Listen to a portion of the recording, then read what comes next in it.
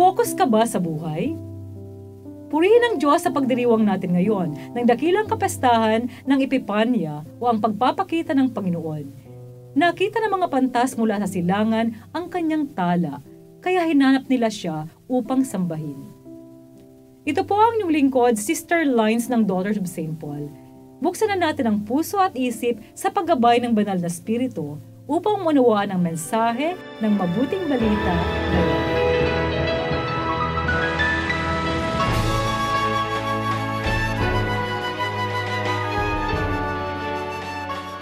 Pagkapanganak kay Jesus sa Bethlehem, sa Judea, sa panahon ni Haring Herodes, dumating sa Jerusalem ang ilang pantas mula sa silangan. Nagtanong sila, "Nasaan ang bagong silang na hari ng mga Hudyo? Nakita namin ang pagsikat ng kanyang tala sa silangan at naparito kami para sambahin siya."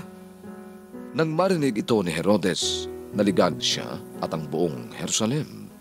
Ipinatawag niya kaagad ang buong kaparian at mga dalubhasa sa batas at itinanong sa kanila kung saan ipinanganak ang Mesiyas. At sinabi nila, "Sa Bethlehem ng Huda, sapagkat ito ang isinulat ng propeta." At ikaw, Bethlehem, sa lupain ng Huda, hindi ikaw ang pinakaaba sa mga angka ng Huda, sapagkat sa iyo magmumula ang isang pinuno. Siya ang magiging pastol ng aking bayang Israel. Kaya lihim na tinawag ni Herodes ang mga pantas at hiningi sa kanila ng mga impormasyon tungkol sa sumikat na tala. At sa kanya sila pinapunta sa Bethlehem at sinabi, "Pumunta kayo at alamin ng tungkol sa bata.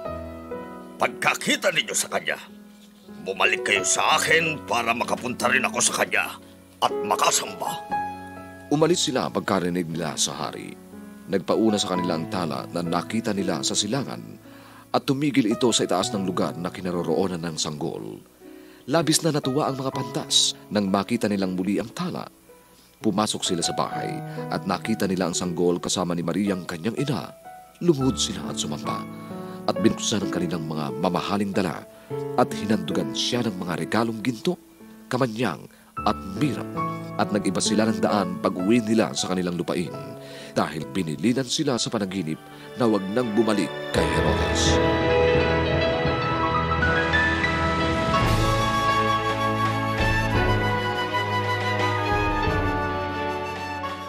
Focus ka ba sa buhay? Sa ating pagdiriwang ng dakilang kapistahan ng pagpapakita ng Panginoon o Epifanya, hindi mawawala sa eksena ang mga pantas. Sa kultura ng mga taga-silangan, ang mga pantas ay ang mga matatalino ng bayan na tumutulong sa paghirang ng mga bagong hari.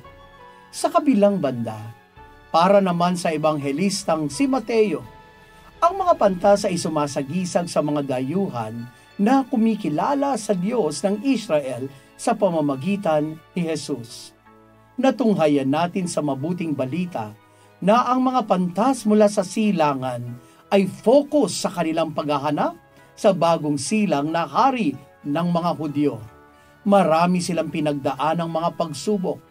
Isa na rito ang pakikipagtagpo sa sinungaling at mapagpanggap na Haring Herodes na magbibigay galang daw sa bata. Pero ang totoo ay pagpatay ang gagawin. Salamat sa Diyos dahil focus ang mga pantas.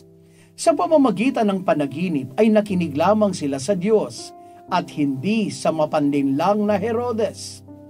Focus. Ito ang paanyaya sa atin. Ang buhay ay isang paglalakbay. Maaari tayong maligaw at matukso, lalong-lalo na sa mga taong may matatamisang dila tulad ni Herodes na pinuno yata ng mga scammers.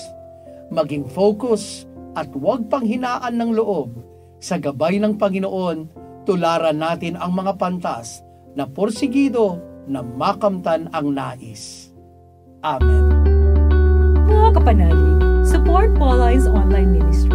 Subscribe, like, and follow us on Facebook, YouTube, Instagram, Twitter, TikTok, Spotify, Google, and Apple Podcast.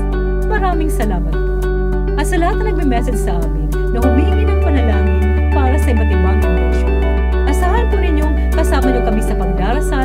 ipagkaloob ng Diyos ang inyong mga kahilingan. Ito po muli si Sister Lines ng Daughters of St. Paul na nagpapaalalang bagong taon 2024 ating ipagkatiwala sa mapagpalang kamay ng Panginoong Diyos nating